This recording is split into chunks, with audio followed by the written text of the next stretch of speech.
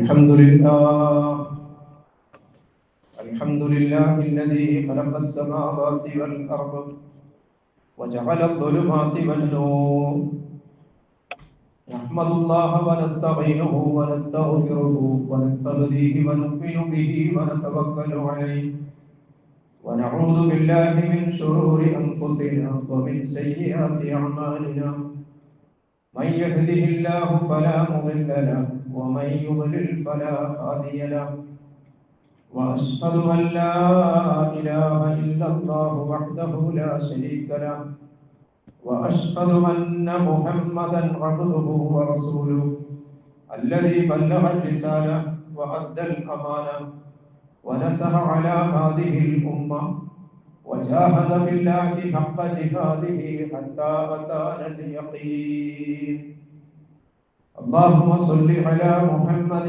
وعلى آل محمد كما صليت على إبراهيم وعلى آل إبراهيم وبارك على محمد وعلى آل محمد كما باركت على إبراهيم وعلى آل إبراهيم في العالمين إنك حميد مجيد أيها الإخوان والأخوات أوصيكم ونفسي أولا بتقوى الله إن أريد إلا الإصلاح ما استطعت وما توفيقي إلا بالله عليه توكلت وإليه أنيب سبحانك اللهم لا علم لنا إلا ما علمتنا إنك أنت العليم الحكيم أعوذ بالله من الشيطان الرجيم بسم الله الرحمن الرحيم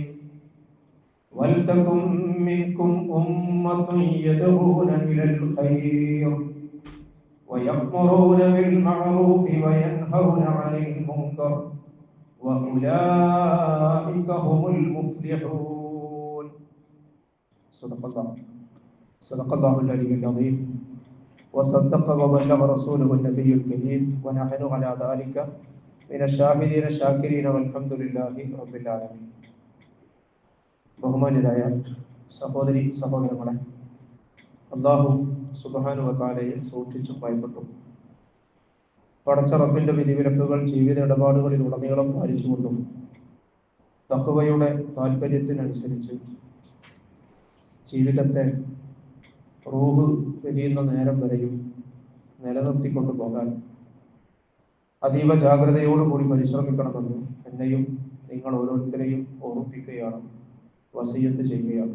റഹ്മാനും റഹീമുമായ അല്ലാഹു സുബ്ഹാനഹു വ തആല പടച്ച റബ്ബിന്റെ ഇഷ്ടത്തിന് വിട്ടുകൊടുത്ത ജീവിതത്തിന്റെ ഉടമകളായി അവസാന ശ്വാസം വരെയും നിലനിന്നു പോകാൻ, അതുവഴി കലിമത്തു തൗഹീദ് ഉച്ചരിച്ചുകൊണ്ട് ഈ ലോകത്തോട് വിട പറയാൻ, നാളെ സച്ചരിതരോടൊപ്പം ഉയർത്തെഴുന്നേൽപ്പിക്കപ്പെടാൻ, അവസാനമായി അല്ലാഹു അവന്റെ മുത്തഖീങ്ങളായ അടിയാറുകൾക്ക് സജ്ജമാക്കി വെച്ചിട്ടുള്ള അല്ലാഹുവിന്റെ സ്വർഗം അനന്തരമെടുക്കാൻ നമുക്കെല്ലാവർക്കും തൗഫീഖ് നൽകി അനുഗ്രഹിക്കുമാറാകട്ടെ. കഴിഞ്ഞ 2-3 ഖുതുബകളിൽ മുസ്ലിം ഉമ്മത്തിന്റെ ഐഡന്റിറ്റിയുമായി ബന്ധപ്പെട്ട്, അഥവാ അല്ലാഹു സുബ്ഹാനഹു വ തആല ഈ ഉമ്മത്തിന് നൽകിയിട്ടുള്ള സവിശേഷമായ പദവിയെ കുറിച്ച്, ഖൈർ ഉമ്മത്ത് എന്ന പ്രത്യേകമായ സ്ഥാനത്തെ സംബന്ധിച്ച്, ആ ഖൈർ ഉമ്മത്തിന് അർഹരാക്കി തീർക്കുന്നതിന്റെ അടിസ്ഥാനത്തെ സംബന്ധിച്ച്, ഉമ്മത്ത് മുസ്ലിമയെ അല്ലാഹു ഖൈർ ഉമ്മത്താക്കിയതിന്റെ ന്യായത്തെ സംബന്ധിച്ചൊക്കെയാണ് കഴിഞ്ഞ ആഴ്ചകളിൽ നമ്മൾ സംസാരിച്ചു കൊണ്ടിരുന്നത്. നന്മ കൽപ്പിക്കുക, തിന്മ വിരോധിക്കുക എന്ന 2 മൗലികമായ ഉത്തരവാദിത്ത നിർവഹണമാണ് ഈ ഖൈരിയത്തിന്റെ അടിസ്ഥാനം എന്ന് നമ്മൾ സൂചിപ്പിക്കുകയുണ്ടായി. ഒരു മനുഷ്യൻ നിഷേധിയാകുന്നതിന്റെ 2 ഘട്ടങ്ങളെ കുറിച്ചും മുഅ്മിനാകുന്നതിന്റെ 2 ഘട്ടങ്ങളെ കുറിച്ചും കഴിഞ്ഞ ഖുതുബയിൽ സഹോദരങ്ങളുടെ ശ്രദ്ധയിൽ കൊടുക്കുകയും ചെയ്തു. ഒരാൾ സത്യം മനസ്സിലാക്കി അത് അംഗീകരിക്കാൻ സന്നദ്ധമാകാതിരിക്കലാണ് നിഷേധത്തിന്റെ 1-ാം ഘട്ടമെങ്കിൽ, താൻ വിധേയപ്പെടുകയില്ലെന്ന് തീരുമാനിച്ച ശക്തിക്ക് അഥവാ പടച്ച റബ്ബിനും ആരെയും വിധേയപ്പെടുത്താൻ അനുവദിക്കാതിരിക്കുക, അതല്ലെങ്കിൽ സത്യത്തിന്റെ മാർഗത്തിൽ തടസ്സങ്ങൾ സൃഷ്ടിക്കുക, മനുഷ്യനെ പടച്ചവനിൽ നിന്നും തടയുക, അള്ളാഹുവിൽ നിന്നും അകറ്റുക എന്നതാണ് ഒരാളുടെ നിഷേധം കുഫർ പൂർത്തിയാകുന്നതിന്റെ രണ്ടാമത്തെ ഘട്ടമെന്ന് സൂചിപ്പിക്കുകയുണ്ടായി. കുഫറിന് മാത്രമല്ല, ഈമാനിനും ഇസ്ലാമിനും മുഹ്മിനിനും ഈ തത്വം ബാധകമാണ്. ഒരാൾ അള്ളാഹുവിനെ ഭയപ്പെട്ട് അവന്റെ വിധിവിലക്കുകൾ അനുസരിച്ച് വ്യക്തി ജീവിതം അങ്ങനെ വിശുദ്ധമായ അവസ്ഥയിൽ കൊണ്ടുപോവുക എന്നതാണ് ഒരാൾ മുഹ്മിനാകുന്നതിന്റെ ഒന്നാമത്തെ ഘട്ടമെങ്കിൽ, താൻ അറിഞ്ഞ് അംഗീകരിച്ച് ഉൾക്കൊണ്ട് ജീവിതത്തിൽ പ്രയോഗവൽക്കരിച്ച ദീനിന്റെ നന്മകളിലേക്ക് സഹജീവികളെ കൂടി അടുപ്പിക്കാനുള്ള പരിശ്രമങ്ങൾ കൂടി ഉണ്ടാകുമ്പോഴാണ് മുഹ്മിനാകുന്നതിന്റെ രണ്ടാമത്തെ ഘട്ടം പൂർത്തിയാകുന്നത്. അല്ലെങ്കിൽ ഒരു മനുഷ്യൻ പൂർണ്ണ മുസ്ലിം ആകുന്നതിന്റെ രണ്ടാം ഘട്ടം എന്ന് പറയുന്നത് താൻ ഉൾക്കൊണ്ട ആദർശത്തിന്റെ ജീവിത സാക്ഷ്യം നിർവഹിക്കുമ്പോഴാണ്, സത്യത്തിന്റെ സാക്ഷിയാകുമ്പോഴാണ്, താൻ ഉൾക്കൊണ്ട നന്മയിലേക്ക് തന്റെ ചുറ്റുപാടിലുള്ളവരെ ആകർഷിക്കുകയും ക്ഷണിക്കുകയും ആ മാർഗത്തിൽ പ്രവർത്തിക്കുകയും ചെയ്യുന്നതിലൂടെയാണ് എന്ന് വിശുദ്ധ ഖുർആനിന്റെ ധാരാളം ഒരുപിടി ആയത്തുകളുടെയും പ്രവാചകൻ സല്ലല്ലാഹു അലൈഹി വസല്ലമയുടെ തിരുവചനങ്ങളുടെയും ഒക്കെ അടിസ്ഥാനത്തിൽ ഇവ രണ്ടിൽ നിന്നും ലഭിച്ച അറിവിന്റെ അടിത്തറയിൽ മഹാന്മാരായ പണ്ഡിതന്മാരുടെ അഭിപ്രായങ്ങളും വെച്ചുകൊണ്ട് നമ്മൾ സംസാരിക്കുകയുണ്ടായി.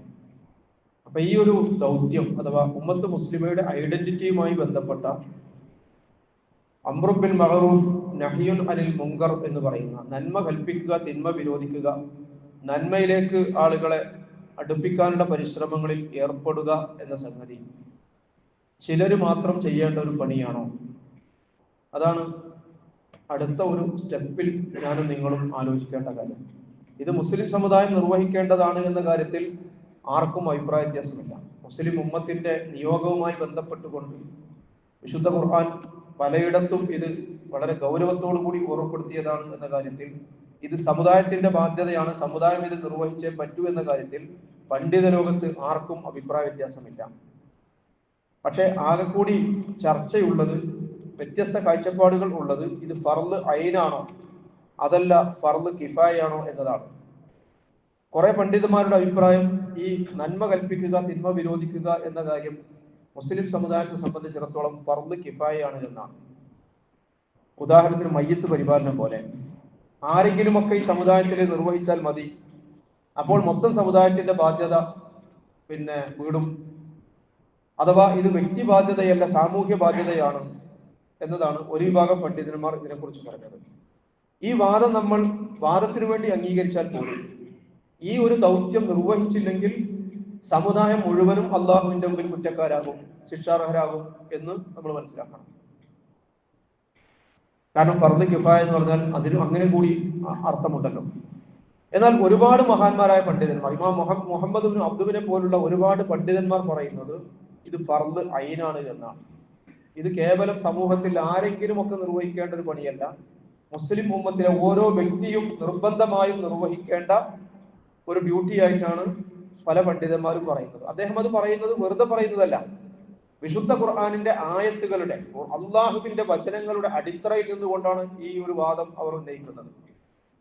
ഈ ദൗത്യം മുസ്ലിം ഉമ്മത്തിനെ ഏൽപ്പിക്കുന്ന ആയത്തിൽ, സൂറ ആല ഇംറാനിലെ ആയത്തിൽ, വൽതകും മിൻകും ഉമ്മത്തുൻ യദ്ഊന ഇലൽ ഖൈർ, നിങ്ങൾ അങ്ങനെ അള്ളാഹുവിൽ മുറുകെ പിടിക്കണം, പടച്ചവനോട് തഖ്വ കൈക്കൊള്ളണം, നിങ്ങൾ ഒറ്റക്കെട്ടായി നിലനിൽക്കണം, നിങ്ങൾ ഭിന്നിക്കരുത് എന്നൊക്കെ പറഞ്ഞിട്ട് തൊട്ടടുത്ത ആയത്തിൽ അള്ളാഹു പറയുന്നു വൽതകും മിൻകും ഉമ്മ, അങ്ങനെ നിങ്ങൾ ഒരു ഉമ്മത്തായി തീരണം, നിങ്ങളൊരു സംഘമായി തീരണം. യദ്ഊന ഇലൽ ഖൈർ, നന്മയിലേക്ക് ജനങ്ങളെ അടുപ്പിക്കുന്ന, നന്മയുടെ നാമ്പുകൾ നട്ടു നനച്ചു വളർത്തുന്ന ഒരു സംഘമായി നിങ്ങൾ തീരണം, ഒരു ഉമ്മത്തായി നിങ്ങൾ തീരണം.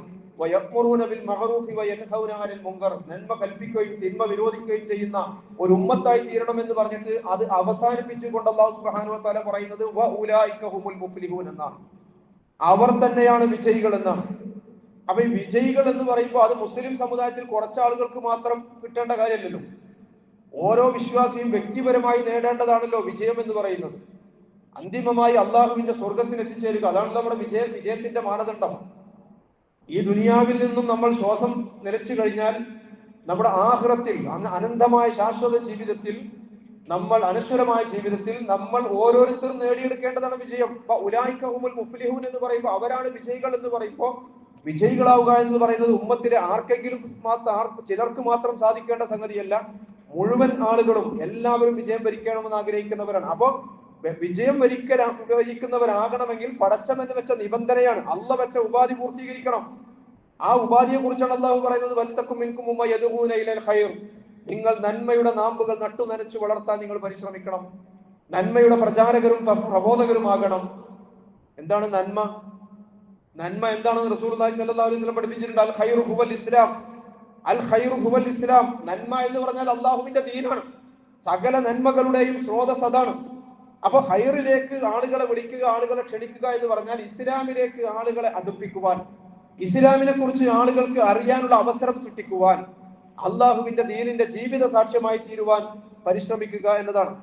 ഇത് ചെയ്യുന്നവരാണ് വിജയികൾ എന്ന് പറയുമ്പോൾ ആ നന്മ കൽപ്പിക്കുകയും തിന്മ വിരോധിക്കുകയും ചെയ്യുക, അതിന്റെ ആകത്തുകയായ അള്ളാഹുവിന്റെ ദീനിലേക്ക് ആളുകളെ അടുപ്പിക്കാനുള്ള പരിശ്രമങ്ങളിൽ ഏർപ്പെടുക എന്ന് പറയുന്നത് ചിലര് മാത്രം നിർവഹിക്കേണ്ടതല്ല. അത് മുഴുവൻ സത്യവിശ്വാസികളും വിജയികളാകാനുള്ള അടിസ്ഥാനമായി അള്ളാഹു നിശ്ചയിച്ചതാണ്. അപ്പൊ സാധ്യമാകുന്ന അളവിൽ ഓരോ വിശ്വാസിയും തന്റെ സാഹചര്യവും കഴിവും സന്നദ്ധതയും ഒക്കെ അനുസരിച്ചുകൊണ്ട് ഈ മാർഗത്തിൽ ഇറങ്ങിത്തിരിക്കുക, അല്ലെങ്കിൽ ഈ മാർഗത്തിൽ തങ്ങളുടെ അധ്വാന പരിശ്രമങ്ങൾ ചെലവഴിക്കുക എന്ന് പറയുന്നത് ഓരോ വിശ്വാസിയും വിജയികളാകാനുള്ള നിബന്ധനയെ അല്ലാഹു സുബ്ഹാനഹു വ തആല നിശ്ചയിച്ചത്. അല്ലാതെ ഇതിനു വേണ്ടി പ്രത്യേകമായി തയ്യാർ ചെയ്യപ്പെട്ട കുറെ ആഖിറ തൊഴിലാളികൾ എന്ന സങ്കല്പം അള്ളാഹുവിന്റെ ദീൻ അംഗീകരിക്കുന്നില്ല എന്ന് നമ്മൾ മനസ്സിലാക്കണം. അപ്പോ സമുദായത്തിലെ സാധാരണക്കാരെ സംബന്ധിച്ചിടത്തോളം അവർക്കൊക്കെ ഉള്ള ഒരു ആശങ്ക, അതിന് അള്ളാഹു നന്മയിലേക്ക് ജനങ്ങളെ അടുപ്പിക്കാൻ, നന്മയിലേക്ക് ആളുകളെ വിളിക്കാൻ, നന്മ പ്രചരിപ്പിക്കാൻ, അതുപോലെ തന്നെ പിന്നെ തിന്മ തടയാൻ അതിനുള്ള കഴിവൊന്നും നമുക്കില്ലല്ലോ, അതിനുള്ള വിവരമൊന്നും ഞങ്ങൾക്കില്ലല്ലോ എന്ന ഒരു ന്യായത്തിൽ നമുക്ക് ഈ മാർഗത്തിൽ നിന്ന് പിറകോട്ട് മാറാൻ കഴിയുമോ എന്ന് ചോദിച്ചാൽ വിവരവും കഴിവും ഒന്നുമല്ല പ്രധാനം, സന്നദ്ധതയാണ് പ്രശ്നം എന്ന് നമ്മൾ മനസ്സിലാക്കണം. നമ്മൾ അറിവില്ലാത്തവരാണെങ്കിൽ, അറിവ് കുറഞ്ഞവരാണെങ്കിൽ, അല്ലെങ്കിൽ നമ്മൾ കഴിവ് കുറഞ്ഞവരാണെങ്കിൽ പടച്ചവന്റെ ഒരു ദൗത്യം നമ്മൾ ഏറ്റെടുക്കുമ്പോൾ നമ്മുടെ വിവരത്തിന്റെ അറിവിന്റെ കുറവ് അല്ലാഹു സുബ്ഹാനഹു വ തആല പരിഹരിക്കും, അല്ലെങ്കിൽ അതിനാവശ്യമായ അറിവ് നമ്മൾ നേടിയെടുക്കാൻ പരിശ്രമിക്കും. കുറവുകൾ പടച്ചവൻ പരിഹരിച്ചു തരും. അല്ലാഹു അലാ കുല്ലി ഷൈഇൻ ഖദീറാണ്, വല്ലാഹു ബികുല്ലി ഷൈഇൻ അലീമാണ്. എല്ലാം അറിയുന്ന റബ്ബിന്റെ, എല്ലാത്തിനും കഴിവുള്ള നാഥന്റെ മാർഗത്തിൽ നമ്മൾ പണിയെടുക്കാൻ തീരുമാനിച്ചാൽ നമ്മൾ അതിന് സന്നദ്ധത ആണോ എന്നാണ്, സന്നദ്ധരാണോ എന്നതാണ് വിഷയം. നമ്മുടെ ബാധ്യതയാണ്, ഒരു മുസ്ലിം എന്ന നിലക്ക് എന്റെ ബാധ്യതയാണ്, ഞാൻ ഉൾക്കൊണ്ട ഇസ്ലാമിന്റെ നന്മകൾ എന്റെ ചുറ്റുപാടുമുള്ളവർക്ക് അറിയാനുള്ള അവസരം എന്റെ ജീവിതത്തിലൂടെ ഉണ്ടാക്കണം എന്ന് ഞാൻ തീരുമാനിച്ചാൽ എനിക്കതിനുള്ള സാധ്യതകൾ, അതിനുള്ള അവസരങ്ങൾ റബ്ബ് സുബ്ഹാനഹു വ തആല തുറന്നു തരും. അപ്പൊ ഇതിനെ സംബന്ധിച്ച് ഷെയ്ഖ് ഇബ്നു ഉബാസിനെ പോലുള്ള ആളുകൾ പറയുന്നത് ഈ ഡ്യൂട്ടി ഫർള് കിഫായയാണെന്ന് ഈ വാദത്തിന് വേണ്ടി സമ്മതിച്ചാൽ തന്നെ നമ്മുടേതുപോലുള്ള ഒരു കാലഘട്ടത്തിൽ ഇത് ഫർള് ഐൻ തന്നെയാണ് എന്നാണ്. കാരണം 200 കോടിയോളം വരുന്ന ലോക മുസ്ലിം സമുദായം മുഴുവനും ഈ പണി ഏറ്റെടുത്താലേ ഈ ദൗത്യം ഇന്ന് ലോകത്ത് ശരിയായി നിർവഹിക്കാൻ കഴിയൂ എന്നാണ് മഹാന്മാരായ പണ്ഡിതന്മാർ അഭിപ്രായപ്പെടുന്നത്. നമ്മൾ റസൂലുള്ളാഹി സ്വല്ലല്ലാഹു അലൈഹി വസല്ലമയുടെ കാലത്തേക്ക് ഒന്ന് തിരിഞ്ഞു നോക്കിയാൽ, പ്രവാചകന്റെ കാലത്ത് വിശ്വാസികളായ ഓരോരുത്തരും ഈ ഒരു പണി ചെയ്തത് കൊണ്ടാണ് ഈ ആദർശം വേരുപിടിച്ചത്, ഈ ആദർശം വളർന്ന് പടർന്ന് ലോകത്ത് പന്തലിച്ചത് എന്ന് നമ്മൾ അറിയണം. പ്രവാചകൻ സല്ലല്ലാഹു അലൈഹി വസല്ലമയുടെ നാവിൽ നിന്നും ഇസ്ലാമിനെ കുറിച്ച് കേൾക്കുന്ന അറിയുന്ന ഓരോ വിശ്വാസിയും പിന്നീട് ഇതിന്റെ പ്രചാരകരായി മാറുകയാണ്. അവർ സ്വന്തം ജീവിതത്തിൽ ഇതിന്റെ പ്രബോധനത്തിന് വേണ്ടി അവർ ഇറങ്ങിത്തിരിക്കുകയാണ്. നമുക്കൊക്കെ ഉള്ള ഒരു തെറ്റിദ്ധാരണ, പ്രിയമുള്ളവരെ, അവർക്കൊന്നും ഉണ്ടായിരുന്നില്ലല്ലോ എന്ന് പറഞ്ഞാൽ നമ്മളൊക്കെ സാമാന്യമായ മുസ്ലിം സമുദായം, നമ്മളെ കുറിച്ച് മൊത്തം സമുദായത്തിന്റെ മഹാഭൂരിപക്ഷം ആളുകളും ധരിച്ചു വെച്ചിരിക്കുന്നത് നമ്മൾ ഇസ്ലാമിലാണ്, മുസ്ലിം സമുദായത്തിൽ ജനിച്ചു വളർന്ന് ജീവിച്ചു കൊണ്ടിരിക്കുന്നവരാണ്. അപ്പൊ നമ്മളിങ്ങനെ നമസ്കരിച്ച് നോമ്പെടുത്ത് വലിയ വൃത്തികേടുകളിലൊന്നും അകപ്പെടാതെ ഇങ്ങനെ ജീവിച്ചു മരിച്ചാൽ മതി, നമ്മുടെ ദീൻ, നമ്മുടെ ഇസ്ലാം അത് പൂർത്തിയാണ്. ഈ ഒരു നിലപാട് നമ്മുടെ പൂർവികർക്ക് ഉണ്ടായിട്ടില്ല നമ്മൾ മനസ്സിലാക്കണം. അബൂബക്കർ സിദ്ദീഖ് റളിയല്ലാഹു അൻഹു ഇസ്ലാം സ്വീകരിച്ചു. പിന്നെ പ്രവാചകന്റെ കൂടെ 5 നേരം അങ്ങനെ നമസ്കരിച്ച് അതിൽ തൃപ്തിയടഞ്ഞ് അതുകൊണ്ട് ആത്മനിർവൃതിയോടുകൂടി അങ്ങനെ കഴിഞ്ഞുകൂടുന്ന സിദ്ദീഖുൽ അക്ബറിനല്ലല്ലോ നമ്മൾ കാണുന്നത്. ഇസ്ലാം സ്വീകരിച്ചതിന് ശേഷം പിന്നെ സിദ്ദീഖുൽ അക്ബർ ചിന്തിക്കുന്നത് എന്താ? അവരിൽ ഓരോരുത്തരും ചിന്തിക്കുന്നത് എന്താ? ഈ ആദർശത്തിന് പുതിയ ആളുകളെ, പുതിയ അനുയായികളെ ഉണ്ടാക്കുന്നതിനെ കുറിച്ചാണ്. അങ്ങനെ പോകുമ്പോഴാണ് അബൂബക്കർ സിദ്ദീഖ് റളിയല്ലാഹു അൻഹു ബിലാലിനെ കാണുന്നത്. ഏത് ബിലാൽ? ഉമയ്യത്തിന്റെ അടിമയായ ബിലാൽ ആഫ്രിക്കയിലും അതുപോലെ തന്നെ മറ്റു പ്രദേശങ്ങളിൽ നിന്നുമൊക്കെ അബലകളും അടിമകളുമായി വിറകുവെട്ടികളും വെള്ളംകോരികളുമായ അടിമ സമൂഹത്തിന്റെ പ്രതിനിധിയായി എത്യോപ്യയിൽ നിന്നും കൊണ്ടുവരപ്പെട്ട ബിലാൽ ഇബ്നു റബാഹിനെ കാണുന്നത്. ബിലാൽ ഇസ്ലാമിനെ കുറിച്ച് അറിയുന്നു. അങ്ങനെ ബിലാൽ ഇസ്ലാം സ്വീകരിക്കുന്നു. പക്ഷെ ബിലാൽ ഉമയ്യത്തിന്റെ അടിമയാണ്. വലിയ വില കൊടുത്തുകൊണ്ട് ഉമയ്യത്തിനെ അബൂബക്കർ റളിയല്ലാഹു അൻഹു മോചിപ്പിക്കുകയാണ്. ഇതേ അബൂബക്കർ റളിയല്ലാഹു അൻഹു വേണ്ടി ഉസ്മാൻ റളിയല്ലാഹു അൻഹു ഇസ്ലാം സ്വീകരിക്കുന്നത്. സിദ്ദീഖുൽ അക്ബർ അള്ളാഹുവിന്റെ പ്രവാചകന്റെ അടുത്ത് ഇസ്ലാമിനെ കുറിച്ച് അറിയുകയും ഇസ്ലാം സ്വീകരിക്കുകയും ചെയ്തിട്ട് പിന്നീട് പ്രവാചകന്റെ അടുത്തേക്ക് സിദ്ദീഖുൽ അക്ബർ വരുന്നത് 5 പേരുമായിട്ടാണ്. മഹാനായ ഉസ്മാൻ ഇബ്നു അഫ്ഫാൻ റളിയല്ലാഹു അൻഹു, മഹാനായ ത്വലഹത്ത് റളിയല്ലാഹു അൻഹു, സുബൈർ റളിയല്ലാഹു അൻഹു, സഅദ് ഇബ്നു അബീ വഖാസ് റളിയല്ലാഹു അൻഹു, ഇങ്ങനെയുള്ള ആളുകളുമായി ഇസ്ലാമിനെ കുറിച്ച് സംസാരിച്ചിട്ട് പ്രവാചകന്റെ അടുത്തേക്ക് അവരുമായി എത്തുകയാണ് സിദ്ദീഖുൽ അക്ബർ. ഉസ്മാൻ ഇബ്നു അഫ്ഫാൻ റളിയല്ലാഹു അൻഹു ഇസ്ലാം സ്വീകരിക്കുന്നതിന് മുമ്പ് പ്രവാചകനുമായി ഇസ്ലാമിനെ കുറിച്ച് സംസാരിക്കാൻ പോലും അവസരം കിട്ടുന്നില്ല. സിദ്ദീഖുൽ അക്ബർ എന്നാണ് ഇസ്ലാമിനെ കുറിച്ച് അറിയുന്നത്. അങ്ങനെ ഇസ്ലാമിലേക്ക് കടന്നു വരുന്ന ഉസ്മാൻ റളിയല്ലാഹു അൻഹു പിന്നീട് പ്രബോധകനായി തീരുകയാണ്. അങ്ങനെ ഇസ്ലാമിലേക്ക് കടന്നു വന്ന ഓരോ വിശ്വാസിയും ഇസ്ലാമിന്റെ പ്രബോധനവും പ്രചാരണവും ഏറ്റെടുത്തത് കൊണ്ടാണ് ഇസ്ലാമിക സമൂഹം വളർന്ന് മക്കയിൽ വേര് പിടിച്ച് വളർന്ന് പടർന്ന് പന്തലിച്ച് ലോകത്തെങ്ങാടും അത് പ്രചരിച്ച് നമ്മൾ മനസ്സിലാക്കണം. അവരൊക്കെയും ഇഖാമത്തു ദീനിന്റെ മാർഗത്തിൽ, ദീനിന്റെ പ്രബോധനത്തിന്റെയും പ്രചരണത്തിന്റെയും അതിന്റെ സംസ്ഥാപനത്തിന്റെയും മാർഗത്തിൽ പ്രവാചകൻ സല്ലല്ലാഹു അലൈഹി വസല്ലമയോട് കൂടി ചേർന്ന് നിന്ന് പണിയെടുക്കുകയായിരുന്നു. ആ പ്രവാചകൻ സല്ലല്ലാഹു അലൈഹി വസല്ലമയുടെ കൂടെ ചേർന്ന് നിന്ന സഹാബി സമൂഹത്തെ സംബന്ധിച്ച് ചരിത്രം കോറിയിട്ട വരികളാണ്. പടച്ച റബ്ബ് അവരെ തെരഞ്ഞെടുക്കുകയായിരുന്നു. പ്രവാചകനോടൊപ്പം സഹവസിച്ചുകൊണ്ട് ഈ ആദർശ മാർഗത്തിൽ റസൂലുള്ളാഹിന്റെ കൂടെ ചേർന്ന് നിന്നുകൊണ്ട് വലിയ ഇഖാമത്ത് ദീനിഹി, അള്ളാഹുവിന്റെ ദീനിന്റെ വിജയത്തിന് വേണ്ടി, പടച്ചവന്റെ ദീനിനെ ഭൂമിയിൽ സംസ്ഥാപിക്കുന്നതിന് വേണ്ടി ആ ഒരു ദൗത്യ നിർവഹണത്തിൽ റസൂലുള്ളാഹിന്റെ കൂടെ ചേർന്നുകൊണ്ട് അവരൊക്കെയും ഇസ്ലാമിന്റെ പ്രബോധകരുമായിരുന്നു എന്നാണ്. നബി സല്ലല്ലാഹു അലൈഹി വസല്ലമയുടെ കൽപ്പന കേട്ട് ലോകത്തിന്റെ വ്യത്യസ്തങ്ങളായ ഭാഗങ്ങളിലേക്ക് പുറപ്പെട്ട സച്ചരിതരായ ആ മഹാരഥന്മാർ, ആ സഹാബി സമൂഹം ഈ ഹൈറാകുന്ന ദീൻ, അല്ലെ, അൽ ഖൈറു ഹുവൽ ഇസ്ലാം, ഈ ഹൈറാകുന്ന ദീൻ നമ്മുടെ പൂർവികർക്കും ലഭിച്ചത് അങ്ങനെയല്ലേ? നമ്മുടെ പൂർവികർക്ക് എങ്ങനെ ഇത് കിട്ടിയത്? അല്ലെ, അവര് കച്ചവടത്തിന് വേണ്ടി ഇവിടെ വന്നു നമ്മൾ മനസ്സിലാക്കുന്നത്. അവർ വെറും കച്ചവടത്തിന് വേണ്ടി വന്നവരല്ല. അവര് അള്ളാഹുവിന്റെ പ്രവാചകന്റെ ആ വസിയത്ത് ഏറ്റെടുത്തുകൊണ്ട് ലോകത്തിന്റെ വ്യത്യസ്ത ഭാഗങ്ങളിലേക്ക് പരന്നൊഴുകിയവരാണ്. അതിന്റെ ഭാഗമായി അവർ ഇവിടെ എത്തി.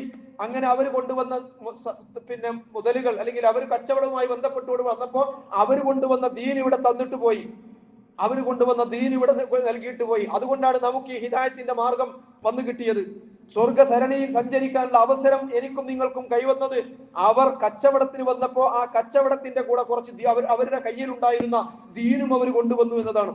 അങ്ങനെ അവരിവിടെ ആ ദീന് തന്നിട്ട് പോയത് കൊണ്ടാണ് ആ കച്ചവട സാധനങ്ങളുമായി മടങ്ങുമ്പോൾ അവർ കൊണ്ടുവന്ന ദീൻ ഇവിടെ വിട്ടേച്ചു പോയി, അല്ലെങ്കിൽ അതിനെ സംബന്ധിച്ച് ഇവിടെയുള്ളവരുമായി സംസാരിച്ച് ആ ദീനിന്റെ നന്മകൾ ഇവിടുത്തെ ജനങ്ങൾക്ക് അനുഭവിക്കാനുള്ള അവസരം അവർ ഉണ്ടാക്കി. അതുകൊണ്ട് നമ്മുടെ പൂർവികർക്ക് അള്ളാഹുവിന്റെ ദീൻ, ഈ സ്വർഗസരണി, ഈ സ്വർഗത്തിലേക്കുള്ള പാത, രാജപാത വന്നു കിട്ടിയത് പ്രിയമുള്ളവരെ മനസ്സിലാക്കണം. അങ്ങനെ നമ്മൾ അനുഗ്രഹീതരായി, നമ്മൾ സൗഭാഗ്യവാന്മാരായി. പക്ഷെ ഈ സൗഭാഗ്യം ഒരു യാഥാർത്ഥ്യമായി തീരണമെങ്കിൽ, നമ്മൾ ഉൾക്കൊണ്ട ഇസ്ലാമിന്റെ പൂർണ്ണത അനുഭവിക്കാൻ നമുക്ക് കഴിയണമെങ്കിൽ, നമ്മുടെ ഈമാനിന്റെ പൂർണ്ണതയുടെ അതിന്റെ സൗരഭ്യവും സൗന്ദര്യവും ഇതര ആളുകൾക്ക്, മറ്റുള്ളവർക്ക് സമ്മാനിക്കുന്ന ആ വിഷയത്തിൽ നമ്മൾ പിശുക്ക് കാട്ടേണ്ടതില്ല. പിന്നെ പലർക്കുമുള്ള പ്രശ്നം, ഇതെങ്ങനെയാണ് ചെയ്യുക, ഇതെങ്ങനെയാണ് ഈ ബാധ്യത നിർവഹിക്കുക? സംഭവം ശരിയാണ്. ഇസ്ലാമേ ലോകത്തെ ഏറ്റവും നല്ല മഹത്തായ ദർശനമാണ്. അള്ളാഹുവിൽ തൃപ്തിപ്പെട്ട ഏക ദീനാണ്. ഇതുവഴിയേ മനുഷ്യന് വിജയിക്കാൻ കഴിയുകയുള്ളൂ. ഇത് ഉൾക്കൊണ്ട അള്ളാഹുവിന്റെ ഇന്ന ദീന ഇൻദല്ലാഹിൽ ഇസ്ലാം, പടച്ചവൻ തൃപ്തിപ്പെട്ട ഏക ദീൻ ഇസ്ലാം മാത്രമാണ്. സ്വർഗം ലഭിക്കണമെങ്കിൽ ഈ ദീൻ അംഗീകരിച്ചുകൊണ്ട് ഒരു മനുഷ്യൻ ജീവിച്ചേ പറ്റൂ. ഇത് നമ്മുടെ ബാധ്യതയാണ്. ഖുർആൻ നമ്മളെ ഏൽപ്പിച്ചതാണ്. പക്ഷെ പ്രശ്നം, ഇതെങ്ങനെ ചെയ്യും? ഇത് ഒറ്റയ്ക്ക് ചെയ്യാൻ കഴിയുമോ? അല്ല, ഇതൊരു സംഘമായി കൊണ്ട് മാത്രമേ ചെയ്യാൻ കഴിയുകയുള്ളൂ എന്ന ഒരു ആശയക്കുഴപ്പവും കൂടി സാമാന്യ മുസ്ലിം സമൂഹം എന്ന നിലക്ക് സ്വാഭാവികമായി നമ്മുടെ മുമ്പിൽ ഉണ്ടാകും. ഇതിന്റെ മറുപടി പ്രിയമുള്ളവരെ വിശുദ്ധ ഖുർആൻ തന്നെ നൽകിയിട്ടുണ്ട്. ഒരവ്യക്തതയും അല്ലാഹു സുബ്ഹാനഹു വ തആല വിഷയത്തിൽ ഉണ്ടാക്കിയിട്ടില്ല എന്ന് കൂടി നമ്മൾ മനസ്സിലാക്കണം. റബ്ബ് സുബ്ഹാനഹു വ തആല ഈ ദൗത്യം മുസ്ലിം ഉമ്മയെ ഏൽപ്പിക്കുന്ന കാര്യം ഉണർത്തിയ ആയത്തിന്റെ തൊട്ട് മുമ്പ് അള്ളാഹ് എടുത്തു പറഞ്ഞ എന്താ? വഅതസിമു ബിഹബ്ലില്ലാഹി ജമീഅൻ വലാ തഫറഖു. നിങ്ങൾ മുസ്ലിം ഉമ്മ ഒറ്റക്കെട്ടായി ഒന്നിച്ചു അള്ളാഹുവിന്റെ ദീൻ, അള്ളാഹുവിന്റെ പാശം നിങ്ങൾ മുറുകെ പിടിക്കണം. അപ്പൊ ഇവിടെ മുസ്ലിങ്ങൾ ഒറ്റക്കെട്ടായി നിൽക്കേണ്ടതിന്റെ ആവശ്യകത ഖുർആൻ ഊന്നിപ്പറയാനുള്ള കാരണമായിട്ട് മഹാന്മാരായ മുഫസ്സിറുകൾ പറയുന്നത്, ഈ ദൗത്യം നിർവഹിക്കാൻ നന്മ കൽപ്പിക്കുക, തിന്മ വിരോധിക്കുക, യദൂന ഇലൽ ഖൈർ, ഖൈറാകുന്ന ഇസ്ലാമിലേക്ക് ആളുകളെ അടുപ്പിക്കാനുള്ള പരിശ്രമങ്ങൾ നടത്തുക എന്ന് പറയുന്നത് സംഘടിതമായ ശ്രമങ്ങളിലൂടെ സാധ്യമാകൂ എന്നതാണ്. അതുകൊണ്ടാണ് അള്ളാഹു ഇതിന് മുന്നോടിയായി കൊണ്ട് മുസ്ലിം സമുദായത്തോട് ഒന്നിച്ചു നിൽക്കാൻ, ഒറ്റക്കെട്ടായി നിൽക്കാൻ, സംഘമായി കൊണ്ട് മുന്നോട്ട് വരാൻ അള്ളാഹു ആവശ്യപ്പെടുന്നത് എന്നാണ് മഹാന്മാരായ മുഫസ്സിറുകൾ പറയുന്നത്. അഥവാ പരിശുദ്ധ ഖുർആനിന്റെ ശൈലി തന്നെ ഇത് വ്യക്തികൾക്ക് ഒറ്റക്കൊറ്റക്ക് നിർവഹിക്കാൻ കഴിയുന്ന പണിയല്ല, സംഘടിതമായ പരിശ്രമം ആവശ്യമുള്ളതാണ് എന്ന് ബോധ്യപ്പെടുത്താണ്. തഅ്മുറൂന ബിൽ മഅറൂഫ് വ തൻഹൗന അനിൽ മുൻകർ എന്നാണ്. നന്മ ഉപദേശിക്കുന്നതിനെ സംബന്ധിച്ചല്ല പറയുന്നത്. നിങ്ങൾ നന്മ ഉപദേശിക്കണം എന്നല്ല പറയുന്നത്, നിങ്ങൾ നന്മ കൽപ്പിക്കണമെന്നാണ്. മഹാനായ മുഫസ്സിർ സയ്യിദ് ഖുത്ബ് വിശദീകരിച്ചിട്ടുണ്ട്. നല്ല തലയെടുപ്പോടുകൂടി, നല്ല ഔന്നത്യത്തോടുകൂടി നന്മ കൽപ്പിക്കാനും തിന്മ വിരോധിക്കാനും ഉമ്മത്ത് മുസ്ലിമക്ക് കഴിയണമെന്നാണ്. സയ്യിദ് ഖുത്ബ് ഇതിനെ പറ്റി പറഞ്ഞത്, നന്മ ചിലപ്പോ കൽപ്പിക്കാൻ കഴിഞ്ഞേക്കും, പക്ഷേ തിന്മ തടയാൻ പലപ്പോഴും ഈ ഉപദേശം മതിയാവുകയില്ല. അതിന് അധികാരം ആവശ്യമായി വരും, അതിന് ശക്തി ആവശ്യമായി വരും, ശക്തി പ്രയോഗിക്കേണ്ടി വരും. അപ്പൊ സമൂഹത്തിൽ തിന്മയുടെ വിളയാട്ടം കാണുമ്പോ അതൊന്നും തനിക്ക് ബാധകമല്ലെന്ന് കരുതി അടങ്ങിയിരിക്കാനുള്ള ഒരു അവസരം ഇസ്ലാം വിശ്വാസികൾക്ക് നൽകിയിട്ടില്ല എന്നാണ് ഈ ആയത്തുകളുടെയൊക്കെ വിശദീകരണമായി കൊണ്ട് മുഫസ്സിറുകൾ പറയുന്നത്. പ്രവാചകൻ സല്ലല്ലാഹു അലൈഹി വസല്ലം പറഞ്ഞു, മർ റആ മിൻകും മുൻകറൻ ഫയുഗയ്യിറുഹു ബിയദിഹി വഇല്ലം യസ്തതിഖ് ബിലിസാനിഹി വഇല്ലം യസ്തതിഖ് ബിഖൽബിഹി ദാലിക അദ്ഗഫുൽ ഈമാൻ എന്നൊക്കെ പറയുന്നുണ്ടല്ലോ. ഒരു തിന്മയോടുള്ള ഒരു വിശ്വാസിയുടെ നിലപാട് വിശദീകരിക്കുന്നിടത്ത്. അപ്പൊ ഞാൻ പറഞ്ഞു വരുന്നത്, ഈ ലോകത്ത് അള്ളാഹുവിന്റെ ഭൂമിയിൽ, പടച്ചവന്റെ ഭൂമിയിൽ അവന്റെ അടിയാറുകൾ എങ്ങനെ ജീവിക്കണം എന്ന് തീരുമാനിക്കേണ്ടത് മുസ്ലിം ഉമ്മത്താണ്.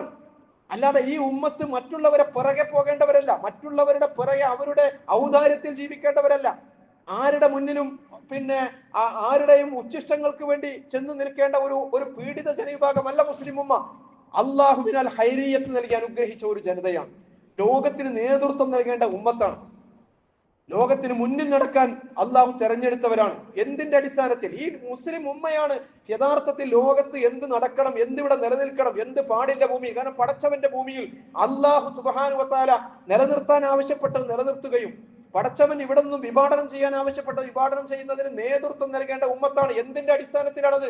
തുഅ്മിനൂന ബില്ലാഹ്, അല്ലെ? കുൻതും ഖൈറ ഉമ്മത്തിൻ ഉഖ്രിജത് ലിന്നാസ് തഅ്മുറൂന ബിൽ മഅറൂഫ് വ തൻഹൗന അനിൽ മുൻകർ വ തുഅ്മിനൂന ബില്ലാഹ്. അല്ലാഹുവിലുള്ള അടിയുറച്ച വിശ്വാസത്തിൽ, അല്ലാഹുവിലുള്ള അടിയുറച്ച ഈമാനിൽ നിലനിന്നുകൊണ്ട്, ഈമാനിന്റെ അടിത്തറയിൽ നിന്നുകൊണ്ട്. ഇത് ഒരു ഇസ്ലാമിക സമൂഹം, ഒരു ഭരണകൂടം ഉണ്ടെങ്കിൽ ആ ഭരണകൂടത്തിന്റെ ബാധ്യതയാണ്. ഭരണകൂടമില്ലെങ്കിലോ, ഒരു ഇസ്ലാമിക സാമൂഹ്യ വ്യവസ്ഥിതി ഇല്ലെങ്കിൽ പിന്നെ എന്താ മുസ്ലിങ്ങളുടെ ബാധ്യത? അങ്ങനെ ഒരു സാമൂഹ്യ വ്യവസ്ഥിതി ഇവിടെ നിലവിൽ വരാൻ വേണ്ടിയുള്ള പരിശ്രമങ്ങളിൽ ഏർപ്പെടണം, അല്ലെ?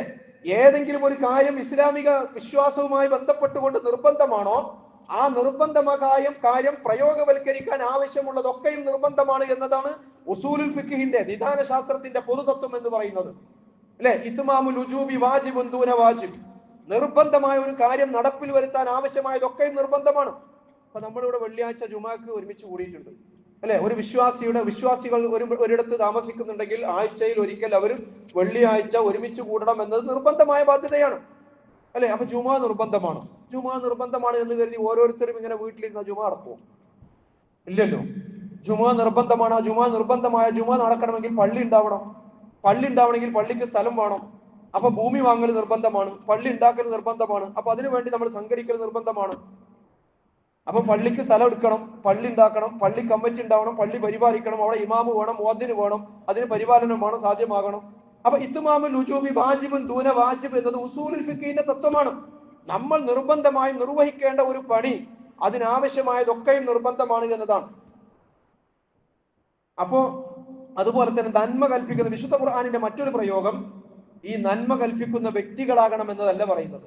നിങ്ങൾ ഓരോരുത്തരും നന്മ കൽപ്പിക്കുന്ന വ്യക്തിയാകണം എന്നല്ല ഖുർആൻ പറഞ്ഞു. വൽതക്കും മിൻകും ഉമ്മ, വൽതക്കും മിൻകും ഉമ്മ യദ്ഊന ഇലൽ ഖൈർ. നിങ്ങൾ നന്മയിലേക്ക് വിളിക്കുന്ന വ്യക്തികളാകണമെന്നല്ല, ഉമ്മത്താകണമെന്നാണ്, ഒരു സംഘമായി തീരണമെന്നാണ്. അഥവാ ഈ നന്മയുടെ സംസ്ഥാപനവും തിന്മയുടെ ഉന്മൂലനവും എന്ന പണി നടത്തുമ്പോൾ സ്വാഭാവികമായും സമൂഹത്തിൽ നിന്നും എതിർപ്പുകൾ ഉണ്ടാകും, വ്യത്യസ്തങ്ങളായ പ്രതികരണങ്ങൾ ഉണ്ടാകും, പ്രകോപനങ്ങൾ ഉണ്ടാകും. കാരണം ഇതത്ര എളുപ്പമുള്ള പണിയല്ല. നമസ്കരിക്കുന്നത് പോലെ മറ്റാർക്കും ഒരു പ്രയാസവും ഉണ്ടാക്കാത്ത പണിയല്ല. റസൂലുള്ളാഹി സ്വല്ലല്ലാഹു അലൈഹി വസല്ലം ആലോചിച്ച് നോക്കിയേ, റസൂലുള്ളാഹി ഇസ്ലാമിലേക്ക് ആളുകളൊന്നും വിളിക്കുന്നില്ല. ലാ ഇലാഹ ഇല്ലല്ലയുടെ മാർഗത്തിൽ പ്രവാചകൻ ഒരു അധ്വാന പരിശ്രമം നടത്തുന്നില്ല. ഇങ്ങനെ പരിമിതമായ ചില ആരാധനകളും ദിക്റുകളും തഹ്ലീലുകളും തഹ്മീദുകളും സലാത്തുകളും ദുആകളൊക്കെ ആയിട്ട് ഇങ്ങനെ കഴിഞ്ഞുകൂടാണെങ്കിൽ അബൂജഹൽ എന്താ പ്രശ്നം?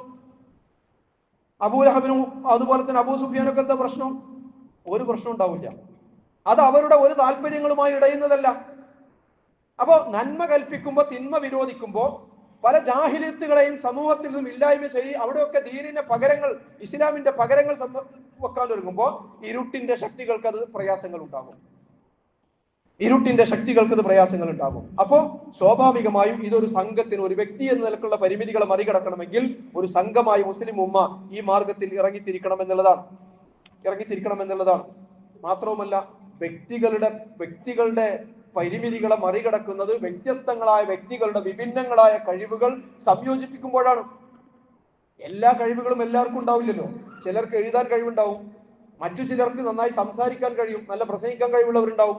അതല്ലെങ്കിൽ ഒരു സംഘത്തെ ദീനിന്റെ അടിത്തറയിൽ നിന്നുകൊണ്ട് ദീർഘവീക്ഷണത്തോടുകൂടി ബുദ്ധിപരമായി നയിക്കാൻ കഴിയുന്നവരുണ്ടാകും.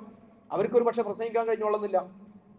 ഇനി ഇതൊന്നും ഇല്ലാത്ത ഒരാളെ സംബന്ധിച്ചോളം അത്യാവശ്യം അല്ലാഹു സമ്പത്ത് കൊടുത്ത് അനുഗ്രഹിച്ചിട്ടുണ്ടാവും. അപ്പൊ ഇങ്ങനെ വ്യത്യസ്തങ്ങളായ വ്യക്തികളുടെ വിഭിന്നങ്ങളായ കഴിവുകളെ ഈ ദീനിന്റെ മാർഗത്തിൽ സംയോജിപ്പിക്കുമ്പോഴാണ് അള്ളാഹുവിന്റെ ദീനിന്റെ ഈ ദൗത്യ നിർവഹണം ഭംഗിയായി മുന്നോട്ട് കൊണ്ടുപോകാൻ വേണ്ടി സാധിക്കുക എന്ന് മനസ്സിലാക്കേണ്ടത്. എന്ന് മാത്രമല്ല, ഇസ്ലാമിനെ കുറിച്ച് നമ്മൾ പഠിച്ചാൽ അതിന്റെ സ്വഭാവം തന്നെ ഒരു സംഘടിതമായ സ്വഭാവത്തിലാണ്.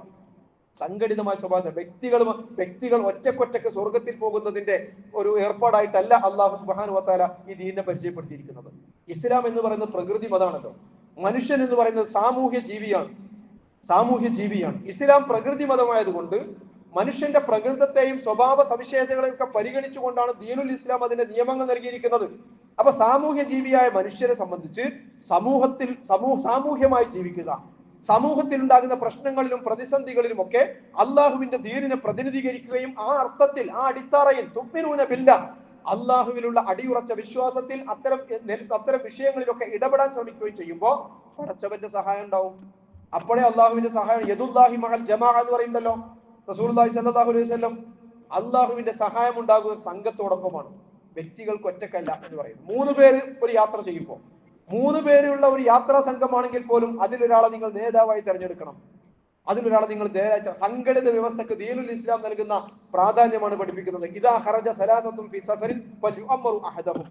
3 ആളുകൾ ഒരു യാത്ര പോവുകയാണ്, വിശ്വാസികളായ 3 പേർ ഒരു യാത്ര പോവുകയാണ്. എന്താവശ്യമായിക്കോട്ടെ, അവരിൽ ഒരാൾ അവരുടെ നേതാവായി തെരഞ്ഞെടുക്കണം എന്നുള്ളതാണ്. ഇനി അവിടേക്കൊന്നും പോണ്ട. നമ്മളൊക്കെ പതിവായി നിർവഹിച്ചുകൊണ്ടിരിക്കുന്ന ആരാധനകളെ കുറിച്ച് നമ്മൾ ചിന്തിച്ചു നോക്കിയാൽ അവിടെയും അത് വ്യക്തിപരമായ ഒരു തലത്തിൽ ഒതുക്കി നിർത്തിയിട്ടല്ലല്ലോ ദീനുൽ ഇസ്ലാം ചെയ്യുന്നത്. നമസ്കാരത്തെ കുറിച്ച് നമ്മൾ ചിന്തിച്ചാൽ ഫർള് നമസ്കാരങ്ങൾ ഒരു വ്യക്തി ഒറ്റക്ക് നമസ്കരിക്കുന്നതിനേക്കാളും 27 ഇരട്ടി പുണ്യമാണ് ജമാഅത്തായി നിർവഹിക്കുന്നത്. എന്നല്ല, ജമാഅത്തായി നിർവഹിക്കാതിരിക്കാനുള്ള ശറഈയായ കാരണങ്ങൾ ഉണ്ടെങ്കിൽ മാത്രമേ ഒരാൾക്ക് വ്യക്തിപരമായ നമസ്കാരം അള്ളാഹു സ്വീകരിക്കുക പോലും ചെയ്യുകയുള്ളൂ. ജമാഅത്തായി നിർവഹിക്കാതിരിക്കാൻ ശറഈയായ തടസ്സങ്ങൾ ഉണ്ടാകണം, ന്യായമായ തടസ്സങ്ങൾ ഉണ്ടാകണം. അപ്പോഴേ വ്യക്തിപരമായ ആരാധന അള്ളാഹുവിൽ സ്വീകാര്യമായി തീരുകയുള്ളൂ. ഇനി ആ വ്യക്തിപരമായി നിർവഹിക്കുന്ന അവസ്ഥയിൽ പോലും, ഓരോരുത്തരും ഒറ്റക്ക് നിർവഹിക്കുകയാണെങ്കിൽ പോലും നമ്മുടെ പ്രാർത്ഥനകൾ എങ്ങനെയാണ്, നമ്മൾ ചൊല്ലുന്നത് എങ്ങനെയാണ്? ഞാനാവുന്ന വ്യക്തിയല്ലല്ലോ. ഇഹ്ദിന സിറാത്തൽ മുസ്തഖീം ഇയ്യാക നഅ്ബുദു വ ഇയ്യാക നസ്തഈൻ. എവിടെ എല്ലായിടത്തും ഒരു സംഘമാണെന്ന ബോധമാണ് ഉണർത്തുന്നത്, അല്ലെ? പടച്ചവനെ, ഞങ്ങളെ നീ നേർവഴി നയിക്കണം. ഞാൻ ഒറ്റക്ക് നമസ്കരിക്കുമ്പോഴും ഞാൻ അങ്ങനെ തന്നെയാണ് പ്രാർത്ഥിക്കേണ്ടത്. സൂറത്തുൽ ഫാത്തിഹയിൽ അങ്ങനെ തന്നെയാണ് പറയാൻ പറ്റുള്ളൂ, അല്ലെ? ഈ ജുമാ നമസ്കാരത്തെ കുറിച്ച് ചിന്തിച്ചു നോക്കിയേ. വെള്ളിയാഴ്ച ഒരു പ്രദേശത്തെ വിശ്വാസികൾ ഒരുമിച്ച് കൂടുകയാണ്. അതുപോലെ തന്നെ ഹജ്ജ് ലോക മുസ്ലിം സമൂഹത്തിന്റെ വാർഷിക മഹാസമ്മേളനമാണ്. റമദാനിലെ നോമ്പ്, ലോക മുസ്ലിങ്ങൾ മുഴുവനും റമദാനിലാണ് നോമ്പെടുക്കുന്നത്. അല്ലാതെ കുറെ ആളുകൾ ചവ്വാലും മറ്റു കുറച്ച് ആളുകൾ ദുൽഖഅദിലും വേറെ കുറെ ആളുകൾ റജബിലുമല്ല. അപ്പൊ ഇസ്ലാം എന്ന് പറയുന്നത് ഈ സംഘടിത ജീവിതത്തിന്റെ പ്രാധാന്യത്തെ ഊതി പറയുന്നതാണ്. ഇനി സ്വാഭാവികമായും ഉണ്ടാവുന്ന നമ്മുടെ മുമ്പിലുള്ള ഒരു വിഷയം, ഒരുപാട് സംഘടനകളുള്ള ഒരു നാട്ടിൽ, ഒരുപാട് സംഘങ്ങളുള്ള ഒരു പ്രദേശത്ത് ഇസ്ലാമിന് വേണ്ടി പണിയെടുക്കാൻ തീരുമാനിക്കുന്ന ഒരു വ്യക്തിയെ സംബന്ധിച്ചിടത്തോളം ഏതാണ് ഓപ്ഷൻ? എല്ലാവരും പറയുന്നത് ഞങ്ങൾ ദീനിന്റെ ആളുകളാണ്, എല്ലാവരും പറഞ്ഞ് ഞങ്ങൾ ദീനിന് വേണ്ടി പ്രവർത്തിക്കുന്നത്. ഇവിടെ വളരെ ലളിതമായി നമ്മൾ മനസ്സിലാക്കേണ്ടത്, വിശുദ്ധ ഖുർആൻ നമ്മോട് പറയുന്നുണ്ട്, യാ അയ്യുഹല്ലദീന ആമനു തഖുല്ലാഹ്, സത്യവിശ്വാസികളെ നിങ്ങൾ അല്ലാഹുവിനോട് തഖ്വയുള്ളവരാവുക, വകൂനു മഅസ്വാദിഖീൻ, സത്യസന്ധരോടൊപ്പം ചേർന്ന് നിൽക്കുകയും ചെയ്യുക. വിശ്വാസികളെ വിളിച്ചുകൊണ്ടുള്ള പടച്ചവന്റെ ഒരു കൽപ്പനയാണ് സൂറത്ത് തൗബയിൽ.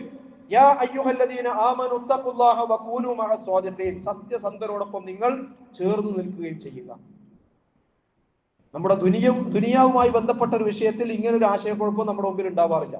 ഉദാഹരണമായിട്ട് ഗൾഫിൽ നിന്ന് ഒരാൾ 10-20 കൊല്ലം സർവീസ് കഴിഞ്ഞിട്ട് അവിടുന്ന് കിട്ടിയ സർവീസ് പെൻഷനും കൊണ്ട് നാട്ടിലേക്ക് വരികയാണ്, അല്ലെങ്കിൽ അത്രയും കാലത്തെ അധ്വാന ഫലമായി കിട്ടിയ ഒരു 25-50 ലക്ഷം കൊണ്ട് നാട്ടിലേക്ക് വരികയാണ്.